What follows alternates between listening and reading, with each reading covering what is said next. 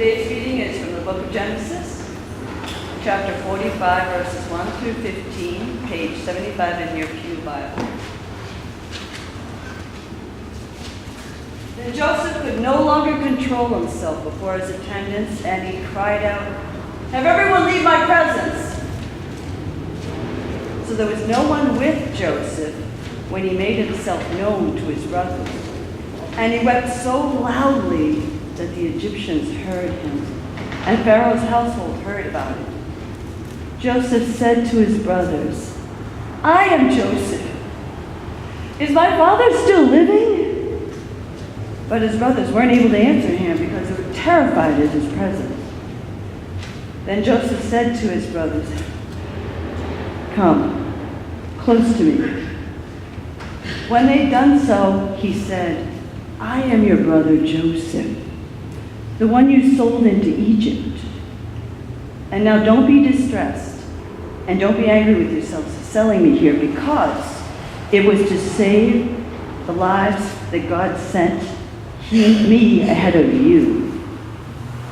For 2 years now, there's been a famine in the land, and for the next 5, there'll be no plowing and reaping, but God sent me ahead of you to preserve for you a remnant on earth and to save your lives by a great deliverance. So then it was not you who sent me here, but God. He made me father to Pharaoh, lord of his entire household and ruler of all Egypt. Now hurry back to my father and say to him, 'This is what your son Joseph says. God has made me lord of all Egypt. Come down to me and don't delay.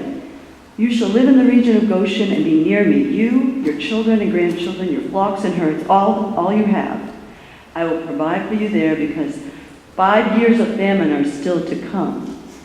Otherwise, you and your household and all who belong to you will become destitute. You can see for yourselves, and so can my brother Benjamin, that it's really I who am speaking to you. Tell my father about all the honor accorded me in Egypt, and about everything you've seen, and bring my father down here quickly." Then he threw his arms around his brother Benjamin, and wept, and Benjamin embraced him weeping, and he kissed all his brothers, and he wept over them. And afterwards his brothers talked with him.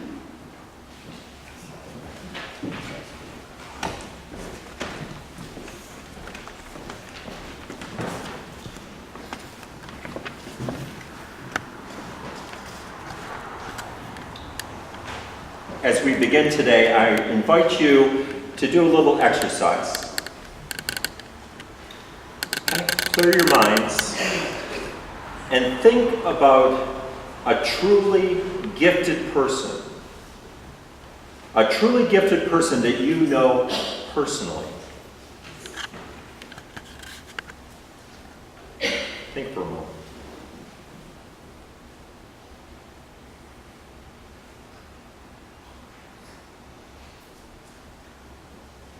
Do you have a clear memory of that person?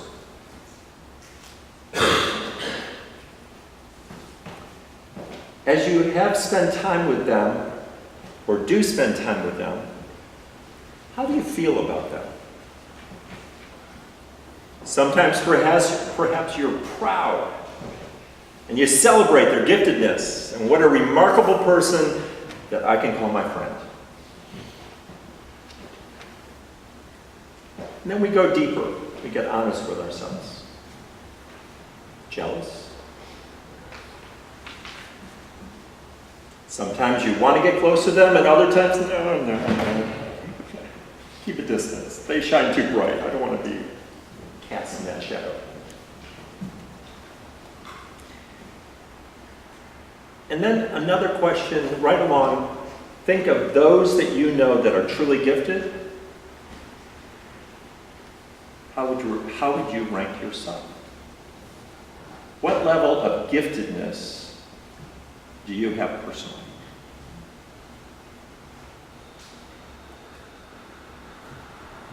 This week we're continuing with the story of Joseph.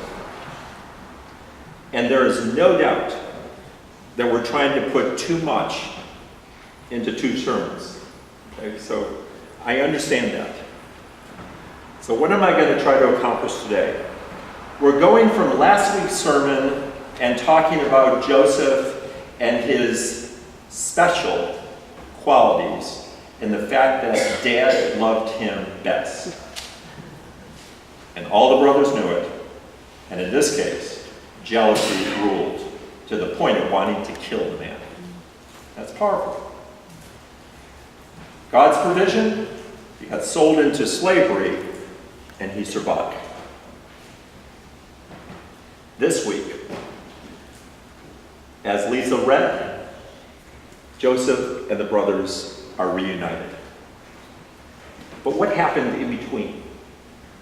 Well, there's a lot that happened, and my hope is that perhaps you'll be inspired to say, I want to get that story down better. So go and open your own Bible from Genesis chapter 37 through to 45 and beyond, and fill in the gaps yourself and remind yourself of this powerful story, not only with the power of what God did in this story, but again, these wonderful, wonderful human details of the parts that the individuals played as well. The account given to us in Scripture, whether it's in the Old Testament or the New Testament, is always a weaving together of God's activity with the people who responded to God. Sometimes through distancing, and sometimes saying, I want to get closer. So this morning, I'm going to tell the story. So treat the first part of the sermon as just listen to the story. And hopefully it's a good story, and hopefully some of the details will stay with you, but don't worry too much of the details. How do you feel as you're listening? And what do you remember because you've read it, and what do you want to go back to and say, wait, I need to find out more about that. But just listen to the story. And then we're going to go back to today's lesson and hit the high points in that, and we're going to end with 2 points. God's plan, the human dynamic. Ultimately, that's what's most important. God's plan and the human dynamic. Storytelling. Some of you may have remembered that Reuben, he wanted to make sure Joseph didn't get killed. Yeah, put him in the cistern. You know? And then he had a plan. He was going to go back and rescue Joseph. And in the meantime, we don't know where Reuben was, but he was off someplace else. And his brothers did what? They sold him into slavery, him meaning Joseph. And when Reuben found out he was sold into slavery, he was absolutely distraught.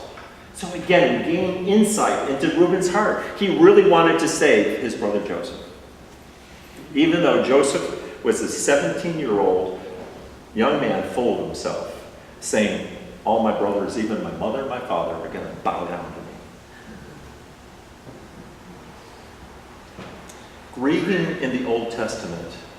Reuben grieved first, and then when they came with that beautiful coat, whether it was actually made of many colors or was simply a ceremonially gracious garment with extra fabric where the sleeves went down to the palms, which means you can't work in this garment. It's for show, it's for the sign of the office, it's a sign of being blessed by his father. They took that garment, smeared it with goat's blood, and presented it to their father and said, look, is this the cloak you gave to your son? They didn't say what happened. They just said, here, look. And of course, Jacob recognized it. And like Reuben, he grieved. We're afraid of grieving sometimes in our society. We'll hear things like, well, how are they doing after the death of so-and-so? Oh, they're looking really strong. They're doing really well. We're not used to weeping and wailing. We're not used to actually tearing your clothes and making yourself dirty with dust. Why? Because the agony is just too much to bear. But that's what happened with Reuben first and then, of course, Jacob. Weeping endures for the night. Never be afraid when you are in the midst of pain, of grief, and sorrow to express that to God, because God understands better than anybody ever could hope. And weeping truly will last for the night. There are seasons of weeping, and it will come back at times. Yourself, because joy comes in the morning. And when we truly grieve, we are truly open to being healed by the power of a God who loves us. The brothers took care of that problem. No more Joseph. No more rivalry. No more dream interpretation. Life goes on. Meanwhile, Joseph gets sold to Potiphar's household, the captain of the guard. Pretty high position in Egypt. The one in charge of guarding the Pharaoh.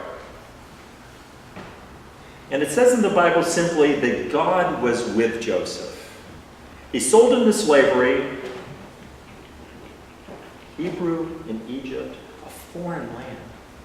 Later in the text it said that Egyptians and Hebrews couldn't eat together because the Egyptians found their habits disgusting.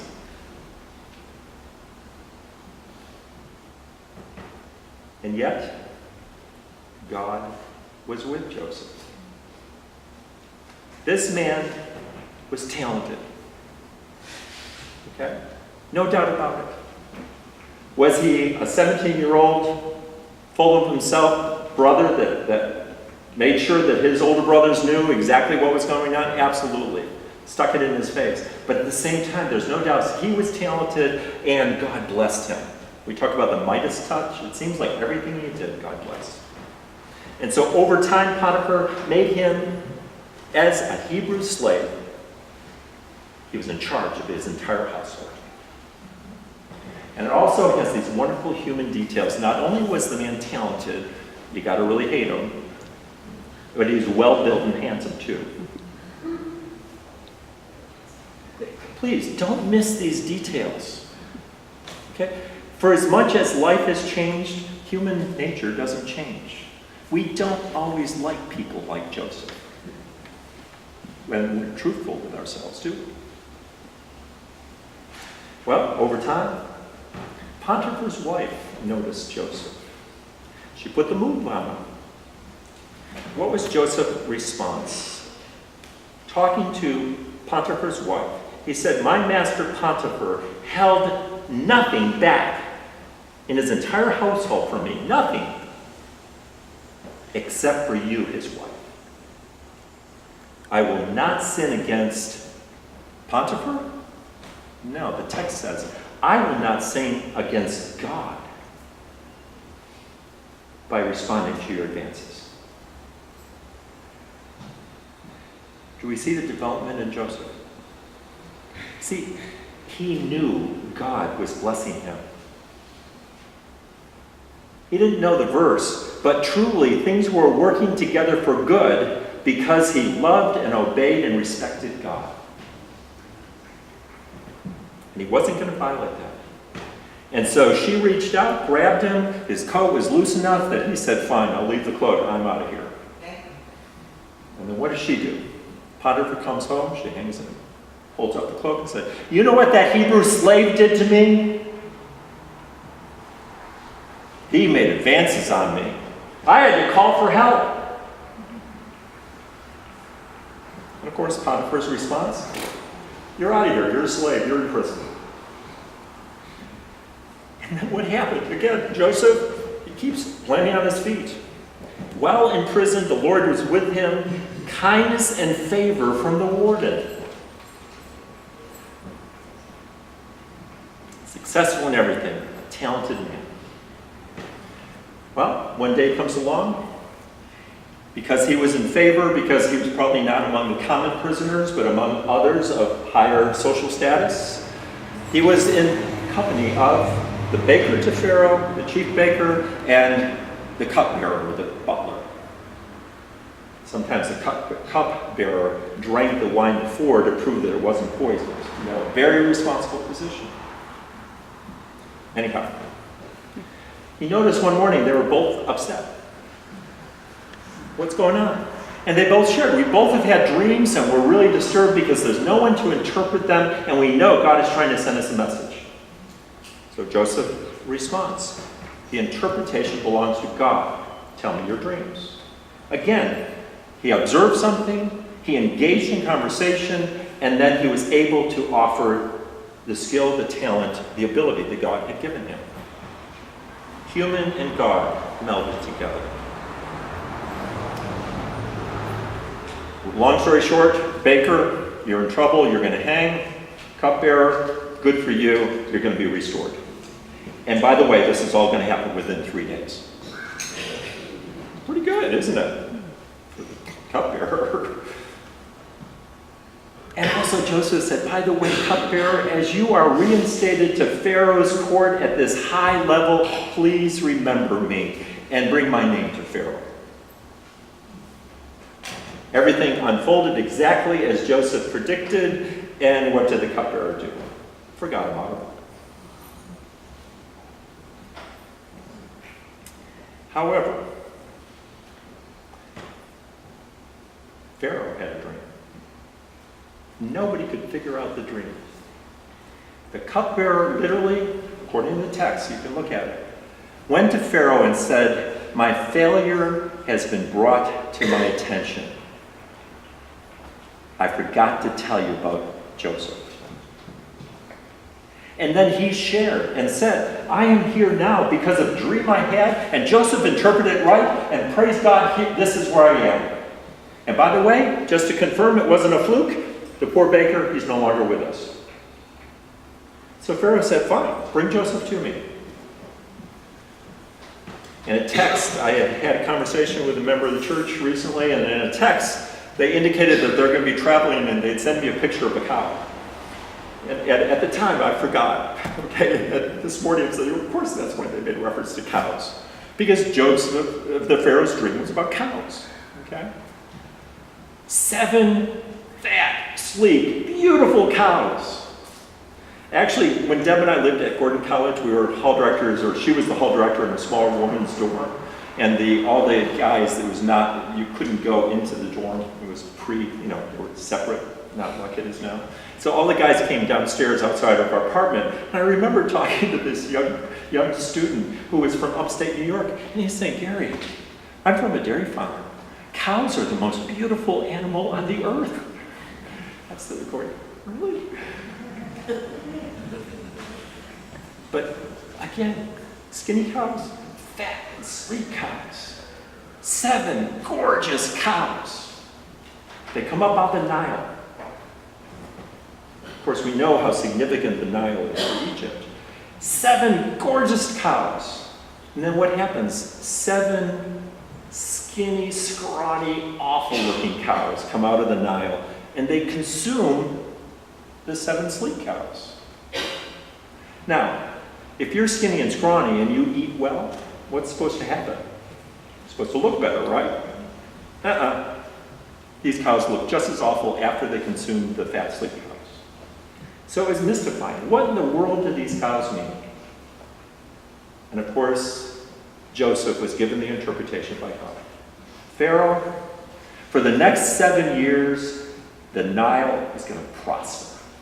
The farms are going to have bunker crops. You're going to just have 7 great, great agricultural years. It's going to prosper. But after those 7 years, famine. What can you do about it? Save. Put aside grain. All the surplus and everything. Don't eat it. Don't waste it. Put it aside. Store it for the 7 lean years. And Pharaoh heard that dream and immediately said, yes, I believe it. Again, on a human level, we don't know exactly what Pharaoh was thinking. But at times, have you heard a proclamation and you've said, yes, that's true. And your heart bears witness to it. I believe that's what happened for Pharaoh. Not only did he say yes to Joseph's dream, but he turned around and he said, you're in charge. time. 2 years into the famine period, it's not only affecting Egypt, but the land of Canaan, Israel, where his family is from, as a Hebrew. They're experiencing hard times too. And so Jacob says, brothers, go to Egypt and buy food, or else we're going to be in trouble. And so he sent how many? Joseph's already there, as we know. That's one of the 12. Benjamin, Joseph and Benjamin, if you looked at the chart we had last week, and if you want charts, there are actually notes in the back. Joseph and Benjamin were born to Jacob in his old age from his favored wife Rachel, the one he wanted in the very beginning. They were his favorites. Joseph second youngest, Benjamin youngest. And so Jacob said, brothers, go, but by the way, I lost Joseph. I'm not going to lose Benjamin. I get to keep him here. And so the brothers make their way, and they come before this leader of Pharaoh, or leader of Egypt, humbly, bowing, face to the ground, just like the dream had said. And they're talking to the man. He looks Egyptian. He sounds Egyptian. It says later they had been using an interpreter. He's speaking Egypt. They're speaking Hebrew. And he quizzes them. Is your father alive? How many do you have in your family? And he challenges them. No. You're not just here to buy food. You're here to spy on Egypt and see if we have any weaknesses in our defense system. No, I don't believe you're here. And they plead with him, no, we're honest men. And then what did they do? All the details of their family, they disclose. And they speak the truth. There were originally 12 of us. One is no more. You think Joseph needed to know that? One is no more. And the youngest is with our father in Hingham. So finally, Joseph says, okay, we'll send you away. He fills up their sacks, and in the mouth of each sack, the money that each brother had bought was put back in the sack. What happens? They travel a day away, and one brother goes to feed his donkey, and he finds his money. And then the other brothers, they go to find, and they find all their money is still the grain plus the money that they brought. And they're horrified. And they go back, and they disclose. Well, now Joseph is pretty ticked off. And so he takes Simon and says, by the way, I'm keeping Simon. You go back, and you won't get Simon back. He's held hostage until you bring Benjamin, to confirm that what you said was true. So he sends them on their way. Well, then what happens? Jacob's sitting there going, what did you tell this man? How in the world did this happen? Give an account of yourself. And that's where they step up and say, he asked us very specific questions. We just simply told him the truth. But they said that don't come back unless you bring Benjamin. So now Jacob has Simon bound in Egypt, Benjamin, his beloved. What's he going to do? The drought continues, they need grain. And so he comes up with a plan. Take some really excellent products from our area. By the way, you heard of honey? Okay. Big supply of honey. Take a big supply of honey and other products that we're known for, and take twice the amount of silver, the amount that you gave before, and now double down on that and give that. To be prepared, to plead, to release Simon, and yes, take Benjamin. And what happens?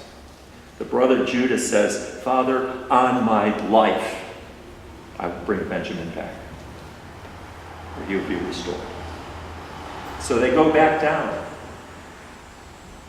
Again, please, in your mind's eye with this story, remember what in the world it would feel like for Hebrew, mostly nomadic tribe, patriarch, leaders within the tribe, the sons of the tribe, to go before in Egypt a foreign leader with all the power and all the wealth and everything that Egypt represents, and to walk in this ragtag group before Joseph. What did Joseph do? Oh, prepare a feast. Take him to my own personal residence. How would you feel if you're being escorted out of the public arena to go to a private meeting place, wondering, is this the one we're going to get killed? Out of sight of the public arena? Talk about a disadvantage. But they go. And then again, there's this exchange. And Judah stands up and he says, listen, this is what happened. And he recounts everything that he had told his father. And he said, we need to bring Benjamin back. So Joseph says, fine. And he says, you're going to have as much grain as your donkeys can bear. And you can go back. All 10 of you. Or 11, sorry. But then what does he do? Not only did he put all their silver back in the mouth of the bags, but then in Benjamin's bag, he takes and tells his servant, the silver cup that I just drank from as we had a banquet for these Hebrews, and by the way, he ate separately from his Egyptian guests to the Hebrew guests. They all ate separately, but they were all together. Put this silver cup in Benjamin's sack. This time, he sent somebody looking for him. Hey, we got to check this out. No, we didn't do anything wrong. All the silver is still there, and then not only that, Benjamin has the silver cup, and so they come back, and once again, Judah pleads with them and says, no, take me instead of Benjamin, a substitute. And that's where we come to, Joseph could no longer control himself.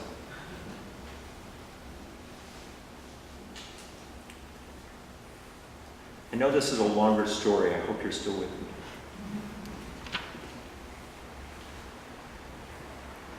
See, it said they were using interpreters. And now Joseph said, Egyptians, out of here. All my attendants, out of here. I'm talking to these men by themselves. There was a separation, and he says, I'm Joseph. Now they're really terrified. Okay? And then what does he do? He comes closer and he goes, look, and now all of a sudden he's speaking to them in Hebrew. And by the way, there's no accent. He has full bilingual skills of Hebrew and Egyptian. I'm your brother. And then finally, he gets face to face with Benjamin.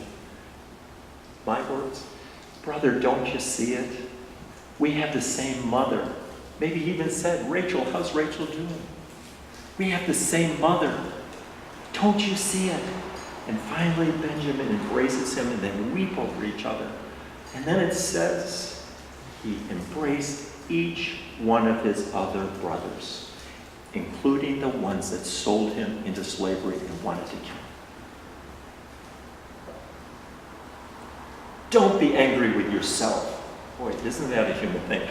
When we make a mistake, how hard are we on ourselves, first and foremost? Don't be angry with yourself. Why?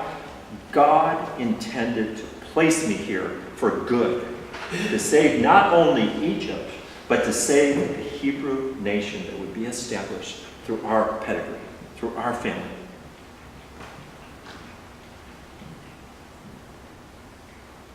And eventually they wept, they embraced one another. When all is said and done, the simple lesson, God is God. We think, we reflect, we try to be informed, we seek to understand, but there are times when we will never fully understand what's going on in our world. But we can always trust that God is in charge. Right now, with 2020 hindsight into the history of our nation, President Donald Trump is the president of this United States. What will unfold in the coming days? A lot of theories, a lot of polarizing thoughts, but ultimately, that's at a power level way beyond any of us in this room. But to believe and have faith that ultimately, truly, everything can work together for good, that's a prayer I can get behind. To be responsible for my behavior, that's, once again, no matter where I find myself, like Joseph, asking that God would be with me, would bless and guide my life to reflect his truth and his light. God is with us. And then just food for thought. After all this closing sentence. Afterwards, they've embraced each other, they've wept over each other. What did they say to each other? We don't know, but after all of this, all the drama, all the going and coming and travel, etc., afterwards, his brothers talked with him.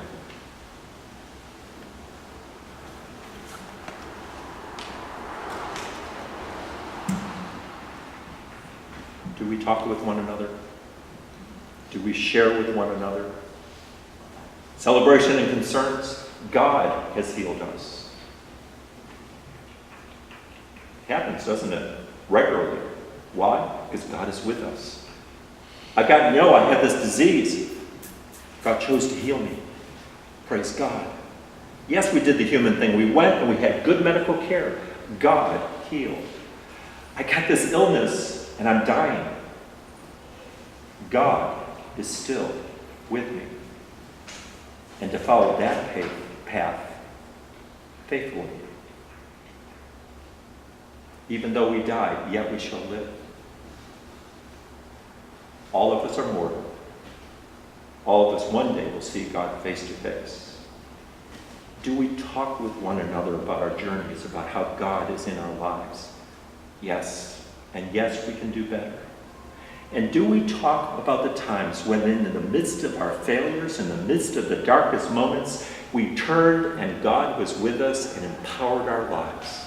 Do we know those stories too? And are we willing to share them? Why? Because every one of us has difficult times, has times of blessing. It's easy to share the blessings. It's challenging at times to share the difficult, but when we are transparent, that is empowering to our relationships with one another and before God. After all of this, let us continue to talk with one another as God's children. Amen.